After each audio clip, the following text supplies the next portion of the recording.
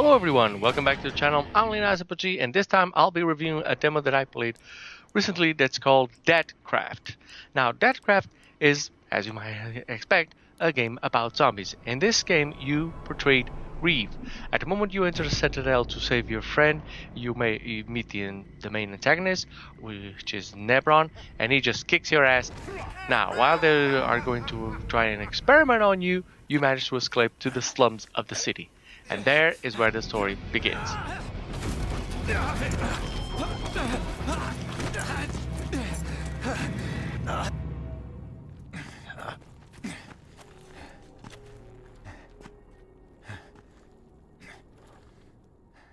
While in the slums, you have to find a way back into the Citadel, and this leads you to the little town there where you'll meet Vernon. And Vernon was the main friend that you will have that will give you the quests and everything to progress the story. You also meet Zombie Doctor, and this is the doctor that will unlock your zombie powers, because you will realize that you are half human and half zombie with advantages and disadvantages. Now, in this asymmetric fighting shooter game, you will meet a lot of zombies, and you will have, of course, as the name implies, to craft a lot of things. So the main gist of the game is you kill enemies or find loot to go and craft stuff to complete your quests. That's the main gist of it. Whoa. What's the matter? Take this. Get ready.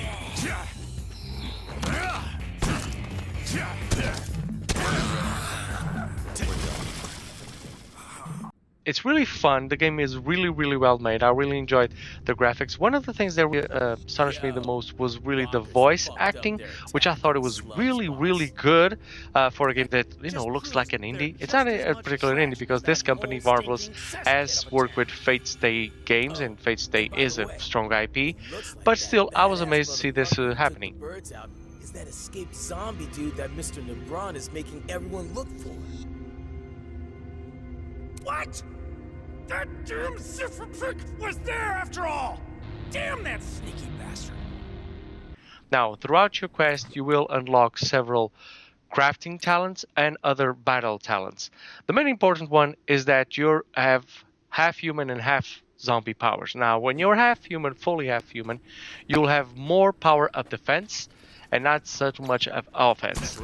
Now, when you have zombie powers, you can do special abilities with your zombies, such as create a shield and pile through enemies, or create a humongous claw that just kills everybody instantly, which is really cool. And you have more offense, but your defensive powers will take a hit from it.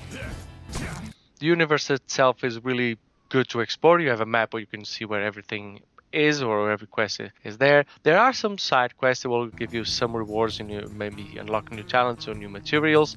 Once you're doing one side quest, you cannot do another one. You have to start them in order. You can do both at the same time. And the same goes for daily missions that are found on the message board in the slum, in the city slum, that you can do only one at a time. You cannot do all of them at the board. So in my playthrough, I prioritize more the ones who give me experience and not the ones who give me material, because, you know, I wasn't using that much. Now, when you get this material, you will be able to craft some things like guns and blades and some other stuff. But the main gist of this game that I really enjoyed, which is unique to this game, at least I never started before, is that you can grow your own zombie, or you can grow and you can command them. Now, this will take a corpse of not a zombie but a human enemy, usually the antagonist that you will find, and you take it to your shed and you put them in the ground and you can grow your own zombie, which I found really interesting. I know, of course, the demo doesn't allow you to explore that much, but it's really cool. Now, one of the things that you have to look out is whenever you're fighting human enemies, these enemies will make you, I mean, if they're not clear antagonists, like there's a race, I think it's called bangers, that those you can kill whatever you like. But if you attack NPCs that are human, your danger meter will go up. By danger meter goes up, it goes, you know, it's similar way like Metal Gear Solid. It's like an alert stage. They all try to hunt you and kill you, and if they all gang up on you, you will die quite easily. But it's best to keep that danger meter down and not attack any human elements. If you do, you then have to wait a little bit until the danger meter goes down. You have to run away and hide yourself and go back to your shed to do it most times. Another thing you have to look out for is going out at night. Now at night, zombies are a lot vicious and a lot harder to kill. So you need to take that in consideration because there are some side quests that you can only do at night. They're only available at night. So if you want to do them, just be ready to do that. Like this. One of the things that I did not enjoy about the game was the lot of back and forth between my shed, which is the crafting bench, and the city or the the areas that you have there.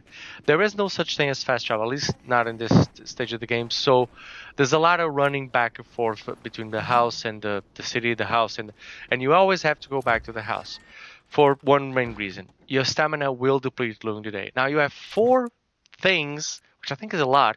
4 things you have to look up to, and it's in the top left corner. And you can see them here. One is your hunger meter. Another thing is your thirst meter. If your hunger meter goes up or your thirst meter goes up, you will start by taking health loss, which is your health, which is your heart. And then you have stamina, which is the little green lightning. Now, stamina will always deplete. As long as you're fighting, as long as you're walking around or running around, it will always deplete. So at some point, you have to go back to your house and just sleep. You have to sleep the next day, which is kind of problematic because some quests are only available on certain days or certain shops are only open on certain days. So if you don't get them or if your stamina is too low to go to that shop, you have to then, I don't know, sleep for a week, almost wait for a week until the shop is open again. So it's kind of, I mean, it's an interesting mechanic, but I think that if it doesn't have like a shortcut for the head, it can be problematic just going back and forth to your house just to get some sleep and get some stamina back. Now, of course, there are some items that will give you, your health back. You can fight your hunger and your thirst with these items, with water and meat and all that. But stamina, at least at the demo, you don't have really good items to replenish your stamina. So the best way is always to go to sleep. You need to eat first, drink first, then go to sleep, and your stamina and your entire health will be on top. If not, they'll be cut in half, which just makes your progress a little bit harder. Now, with all that said, I really enjoy this demo. I really enjoy this game, and I think if you give it a shot, I think you will enjoy it too. It's not a AAA. It's not. I don't believe it'll have more than 20, 30 hours maybe. There might be some replayability in it to find all the items and all, and complete all the side quests. But I was really surprised at the quality that it had, and advise everyone to just try it out because I did enjoy it.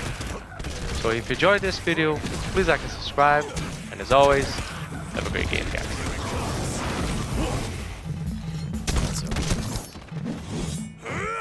Alright. Deal.